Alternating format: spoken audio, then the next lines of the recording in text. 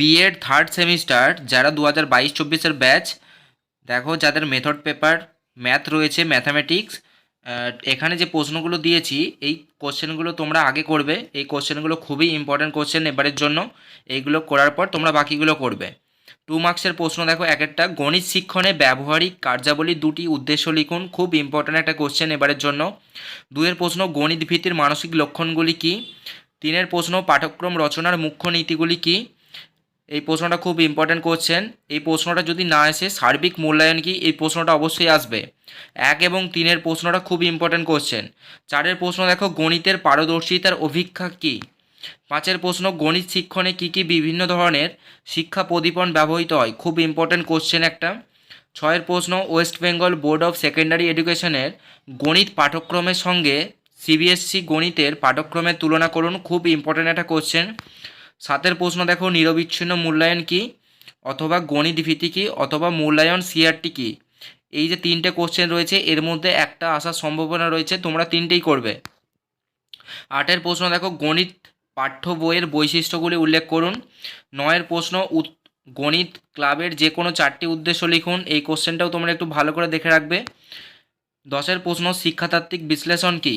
এখানে দেখো যে প্রশ্নগুলো দেওয়া আছে যেগুলো ইম্পর্টেন্ট ওইগুলো তোমরা ভালোভাবে করবে, যেগুলো ভিভিআই দেওয়া আছে ওইগুলো ভালো করে করবে, ওখান থেকেই তোমরা ম্যাক্সিমাম কোশ্চেন কমন পেয়ে যাবে।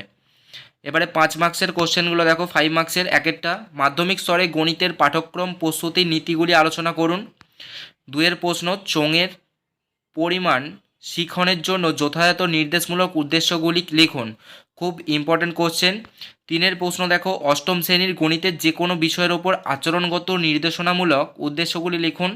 এইটা তোমাদের এবারে নবম শ্রেণীর গণিতের যে কোনো বিষয়ের ওপর আচরণগত নির্দেশনামূলক উদ্দেশ্যগুলি লিখুন। এটা ইম্পর্টেন্ট। অষ্টম শ্রেণীটা তোমাদের পড়বে না, তোমাদের নবম শ্রেণীটা পড়বে।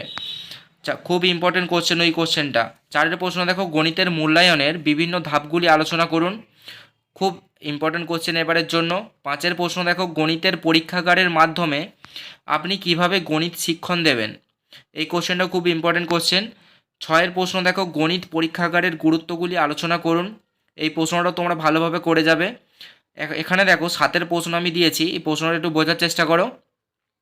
গণিতে প্রতিভাবান শিক্ষার্থীদের কিভাবে শনাক্ত করবেন, এদের জন্য উন্নতিমূলক কর্মসূচিগুলি আলোচনা করুন। এইটা দেখো 10 নম্বরের জন্য ইম্পর্টেন্ট, কিন্তু এইটা যদি এখানে যদি প্রশ্নটা দেয় গণিতে প্রতিভাবান শিক্ষার্থীদের কিভাবে শনাক্ত করবেন, এই কোশ্চেনটাও কিন্তু 5 নম্বরের জন্য ইম্পর্টেন্ট। যদি 5 নম্বর আসে তাহলে 10 নম্বরের আসবে না। আর দেখো তোমাদের বলা, যারা এখনও চ্যানেলে মেম্বারশিপ জয়েন করনি তোমরা করে নাও, আমরা সমস্ত উত্তরপত্র দিয়ে দেওয়া হবে, তাই তোমরা একটু তাড়াতাড়ি জয়েন করলে খুব সুবিধা হয়, তাই তোমরা অবশ্যই জয়েন করে নিও। 10 মার্কসের প্রশ্ন দেখো, এক একটা অষ্টম শ্রেণীর জন্য গণিতের একটি নিরবচ্ছিন্ন ও সার্বিক মূল্যায়নের রূপরেখা তৈরি করুন। খুব ইম্পর্ট্যান্ট কোশ্চেন, এই কোশ্চেনটাই আসার সম্ভাবনা রয়েছে। 2-এরটা দেখো টিকা লিখুন গণিতে অনুকৃতি শিখন, অথবা বিএডটা রয়েছে গণিতে দুর্বল শিক্ষার্থী শনাক্তকরণ। এখানে 1-2 এই দুটো প্রশ্নের আসার সম্ভাবনা রয়েছে, তবু বলে দিই 1-এর প্রশ্নটা আসার সম্ভাবনা রয়েছে একটু বেশি, তবু তোমরা দুটোই করবে। আর যারা ভিডিওটা নতুন দেখছো অবশ্যই তোমরা ভিডিওটিকে লাইক দেবে এবং চ্যানেলটিকে সাবস্ক্রাইব করবে।